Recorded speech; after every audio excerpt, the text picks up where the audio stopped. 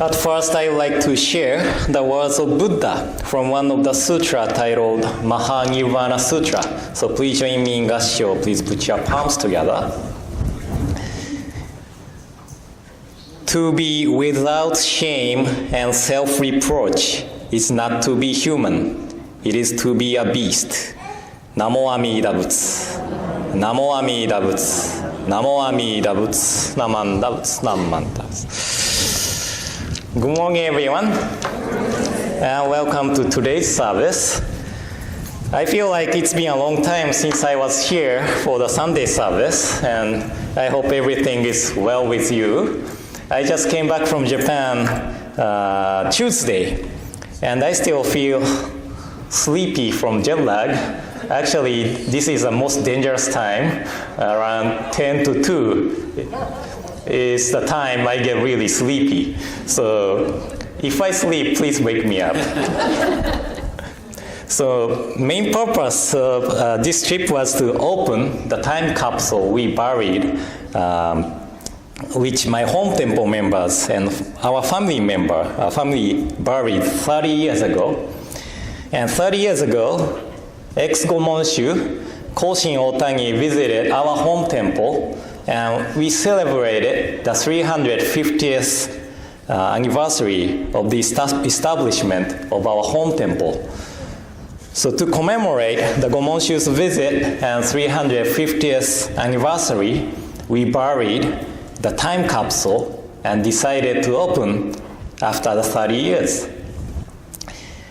And I knew I wrote something, but I wasn't sure what I wrote. So I was a little worried to read it in front of Namiko, especially. You know, if I wrote something like, "Oh, I'm going to marry this girl," but you know, it was nothing but really cute composition. This is the original of the composition, and it's in hiragana, mostly in hiragana and kanji, but I will pass it around. So I wrote Tuesday, June 21st, around the age of 7, Yuki Sugahara. When I was age of 7, I was attending Ouchi Elementary School in Kyoto. There were funny thing and happy thing around this time. Funny thing was that on Father's Day, my mom said to me, "Yuki, you are very sharp today."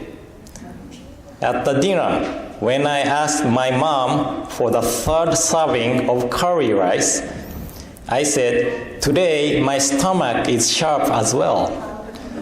And everyone laughed. When I was writing this composition, my father came to see how I am doing. I cannot see this composition for 30 years because it will be in the time capsule. I cannot read this until 2001. So this is what I wrote. And as you can see, I was not good at mathematics. I said 30 years, but I added 13 to 1988. That I said I cannot read this until 2001. And I said there were funny things and happy things, you know, at the beginning of the composition. I said there were happy thing and funny thing and happy thing. I wrote about funny thing, but I did not mention any happy thing in the composition. But I guess happy thing was to be with family. The moment with family is something we treasure in our hearts. And my father, he also wrote something and had put it in the time capsule. In 1988, he was working at Nishi Hongwanji in Kyoto. But according to his composition, on the day of Gomonshu's visit, he was told to be the Rinban of Kanazawa Betsuin in Ishikawa Prefecture. It is like moving from here to Seattle. So I remember that we were living separately for about a month. My father moved to Kanazawa beginning of July, if my memory is correct, and we stayed in Kyoto until the end of semester, which is toward end of July. And then we moved to Kanazawa.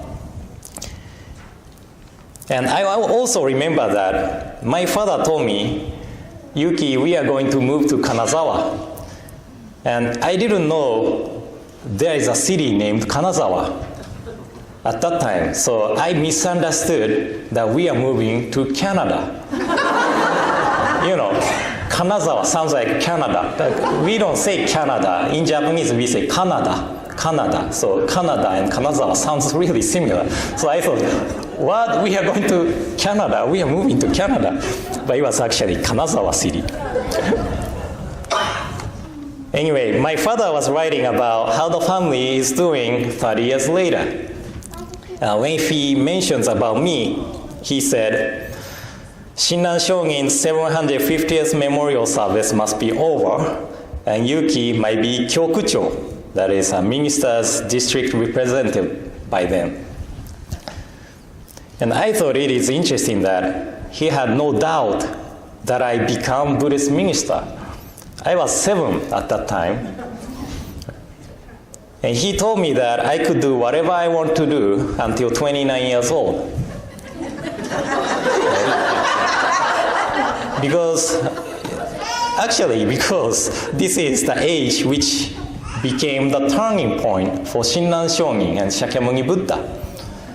Shinran Shogin left Mount Hiei when he was 29, after 20 years of practice, and became a disciple of Honen Shogin.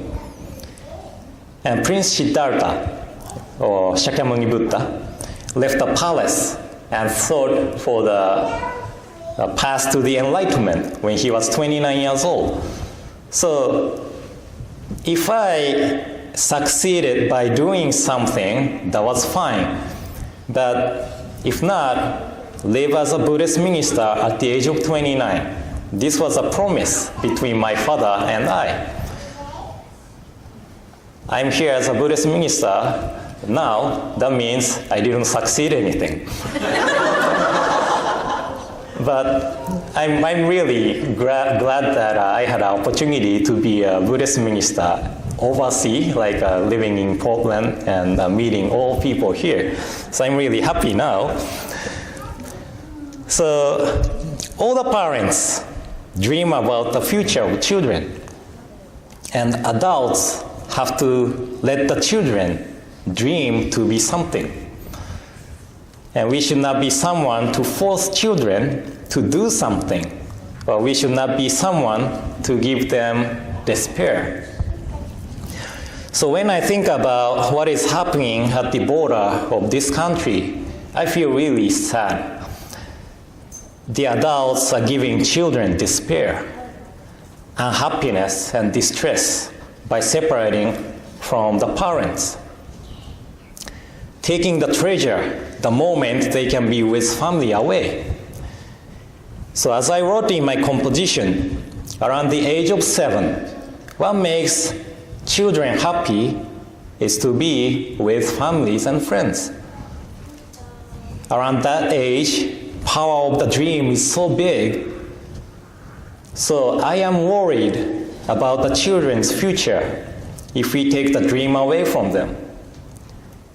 And from this thing, the separation, I wondered, where did the humanity go?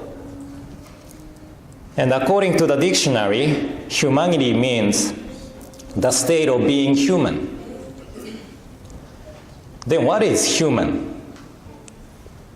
Just living as this body makes you human, or not? I shared this with you before, but Shinran Shogin quotes Maha-Nirvana Sutra in chapter of Shinjin of his master work, The True Teaching, Practice and Realization. And in this Maha-Nirvana Sutra, there's a story, King Ajatasattu killing his father and suffer from the sense of guilt. And Jivaka, a disciple of Shakyamuni and a doctor of Ajatasattu, told Ajatasattu that the Buddha always preached these words. This is the words I shared at the beginning. To be without shame and self-reproach is not to be human. It is to be a beast. So according to these words of Buddha, the state of being human is the state of having shame and self-reproach. This is humanity. And again, according to the dictionary, the word humanity has another definition. The quality of being humane. The quality of being humane. Benevolence. And humane means having or showing compassion. So I think this is closer to the meaning of humanity we think of. And I introduced compassion in Buddhism many times, but I want to recap your memory. And compassion in Buddhism consists of two Sanskrit words, Maitori and Karuna. Maitori and Karuna. And Maitori is friendship, and Karuna is understanding, sympathetic awareness towards the others. So combining the definitions, humanity in Buddhism is to have shame, self-reproach, and compassion, friendship and understanding, sympathetic awareness towards the others. So I believe all of these minds are lacking to what is happening at the border now. So as a Buddhist minister, this is my sincere wish that this situation of children being separated from parents will be solved with humanity. Okay. So I don't usually comment on political things directly, but this time I couldn't help but wanted everyone to think about it from Buddhist perspective. So thank you all for coming today. And in closing, please join me in Gassho. Please put your palms together. To be without shame and self-reproach is not to be human. It is to be a beast. Namo Amida Butsu. Namo Amida Butsu. Namo Amida Butsu. Namanda Butsu. Namanda Butsu.